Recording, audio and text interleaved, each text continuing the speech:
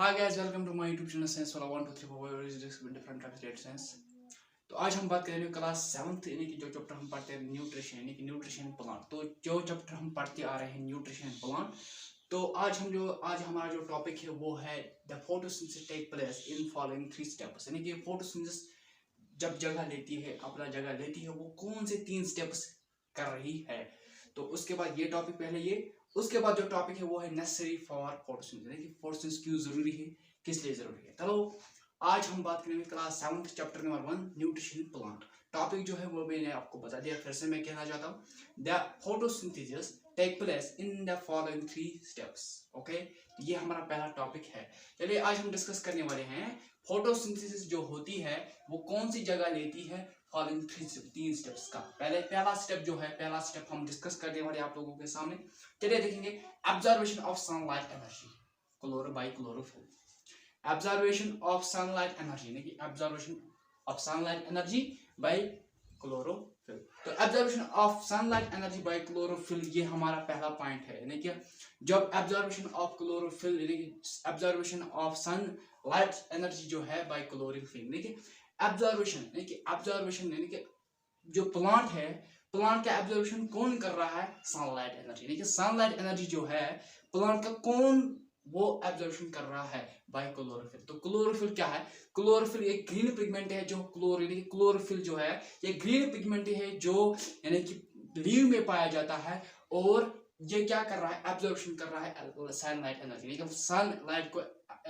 Sunlight को ये क्या कर रहा है, ऑब्जर्वेशन कर रहा है। ओके, प्लांट में। ओके, कौन कर रहा है, क्लोरोफिल बाय क्लोरोफिल। तो आपको पढ़ना है 11th में बहुत सारे ऐसे chlorophyll types of chlorophyll alpha chlorophyll, beta chlorophyll, सीफा, ऐसे क्लोरोफिल, ईफा, यानी कि ऐसे आपको क्लोरोफिल वहां पढ़ने हैं, मगर पढ़ने हैं 11th में। ओके, अगर यानी कि ये मैं आपको बता दूंगा, यानी कि 7th से लेके आपको यानी कि 12th तक आपको पढ़ने हैं। इंशाल्लाह आपको ये बॉटनी पढ़ना होगा। बॉटनी जो लेगा बॉटनी उसको पढ़नी है प्लांट की स्टोरी। जो लेता है बॉटनी उसको पढ़नी है प्लांट की story. Botany the study of plants, यानी कि आपको यहाँ पे प्लांट के बारे में स्टडी करने पड़ेगी कि जूलॉजी में एनिमल के बारे में। वो हम इंशाल्लाह नेक्स्ट वीडियो में डिस्कस करेंगे, उधर मत जाइए। चलिए आज पहला पॉइंट देखेंगे observation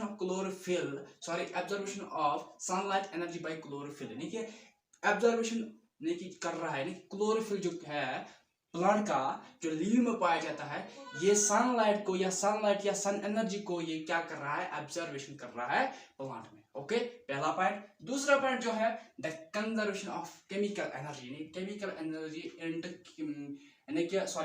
energy into chemical energy. यानी कि the conservation of light energy into chemical energy and split of water into hydrogen oxygen by light energy.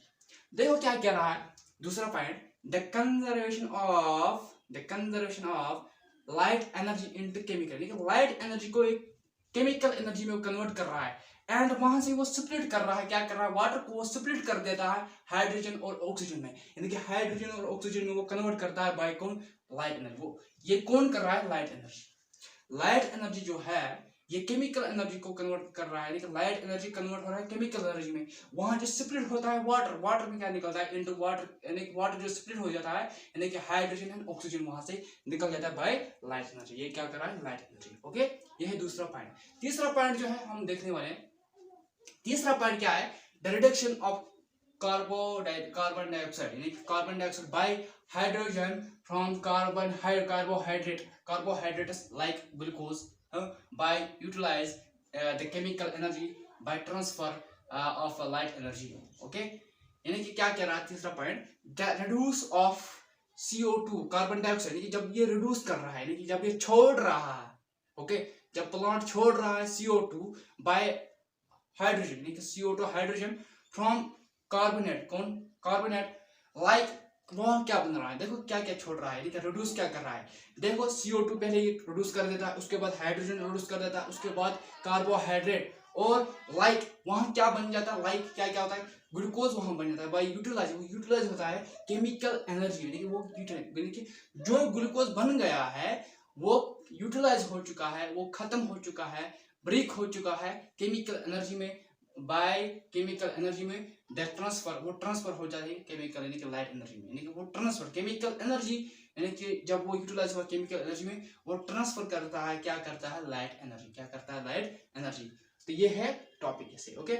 उसके बाद फिर से अच्छा टॉपिक पढ़ना है हमको, वो पढ़ने हैं नेसेसरी फॉर फोटोसिंथेसिस, यानी कि टॉपिक जो है उसके बाद नेसेसरी, क्यों जरूरी है, क्यों इंपॉर्टेंस है फोटोसिंथेसिस, यानी कि फोटोसिंथेसिस क्यों जरूरी है, ओके।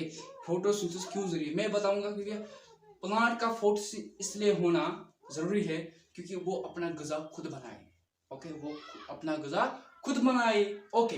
तो नेसेसरी क्यों है, देखिए इसमें कौन कौन से ऐसे यानी कि जो नेसेसरी होती है फोटोसिंथेसिस में, जैसे कि सनलाइट, देखो सनलाइट ये प्लांट में बहुत इंपॉर्टेंट, फोटोसिंथेसिस में बहुत इंपॉर्टेंट रोल कर रहा है। उसके बाद क्लोरोफिल, क्लोरोफिल जो आपने यहाँ पढ़ा है, ये भी इंपॉर्टेंट रोल कर रहा है किसमें, फोटोसिंथेसिस में। उसके बाद कार्बन डाइऑक्साइड यानी कि CO2, carbon dioxide, carbon dioxide यानी कि CO2 जिसे आप कहते हो, ओके, ये भी इंपॉर्टेंट रोल कर रहा है किसमें, ये भी इंपॉर्टेंट रोल कर रहा है किसमें, फोटोसिंथेसिस में। उसके बाद वाटर, इसका भी इंपॉर्टेंट रोल है किसमें, यानी कि फोटोसिंथेसिस में। तो ये थे क्लास 7th का जिसको स्क्रीनशॉट है वो उठाए।